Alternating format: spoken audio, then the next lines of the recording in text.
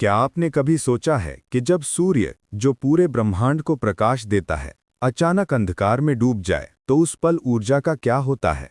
8 अक्टूबर 2025 को कुछ ऐसा ही होने जा रहा है। ये कोई साधारण दिन नहीं होगा। ये वो क्षण होगा जब आकाश में एक ऐसा दृश्य बनेगा जो सदियों से मनुष्य के भीतर भय, रहस्य और श्रद्धा का मिश्रण जगाता आया है। सूर्य ग्रहण। इस दिन जब चंद्रमा सूर्य और पृथ्वी के बीच आएगा तो वो उस प्रकाश को रोक देगा जो हमारे जीवन का आधार है। वैज्ञानिक इसे सोलर एक्लिप्स कहेंगे, लेकिन ज्योतिषीय दृष्टि से ये सिर्फ एक ग्रहण नहीं बल्कि ऊर्जा के परिवर्तन का संकेत है। जब सूर्य ढकता है तो शक्ति, अहंकार और आत्मविश्वास की परीक्षा होती है। ज्योतिष के अनुसार 8 अक्टूबर का सूर्य ग्रहण अग्नि तत्व पर अधिक प्रभाव डालेगा। इसका मतलब है मेष, सिंह और धनु राशि वालों को इस समय विशेष सतर्क रहना चाहिए। इनके जीवन में अचानक बदलाव या अप्रत्याशित घटनाएं घट सकती हैं। मेष राशि के जातकों को इस समय क्रोध और उतावलापन छोड़ना होगा, क्योंकि यही दो बातें नुकसान दे सकती हैं। सिंह राशि वालों के लिए ये ग्रहण आत्मविश्लेषण का समय है। जो चमक बाहर दिखाते हैं उसे भीतर खोजने का वक्त है। धनु राशि वालों के लिए ये ग्रहण यात्रा, भाग्य और करियर के मोर्चे पर परिवर्तन का संकेत दे सकता है। वृषभ राशि वालों को आर्थिक मामलों में संभल कर कदम रखना होगा। ग्रहण की छाया में जल्दबाजी नुकसानदेह हो सकती है। मिथुन राशि के लिए ये समय भ्रम का है। हर चीज जैसी दिखेगी वैसी नहीं होगी। कन्या राशि वालों को स्वास्थ्य पर ध्यान देने की जरूरत है, क्योंकि ये ग्रहण उनकी शारीरिक ऊर्जा को प्रभावित कर सकता है। तुला राशि के जातकों के लिए ये ग्रहण रिश्तों की परीक्षा लेकर आएगा। पुराने मतभेद उभर सकते हैं, इसलिए संवाद में संयम रखें।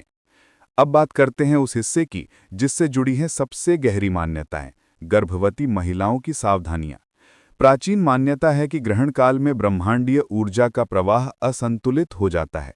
इस समय गर्भवती महिला को घर के अंदर रहना चाहिए, नुकीली वस्तुओं का प्रयोग नहीं करना चाहिए और ग्रहण के दौरान भोजन या पानी का सेवन नहीं करना चाहिए।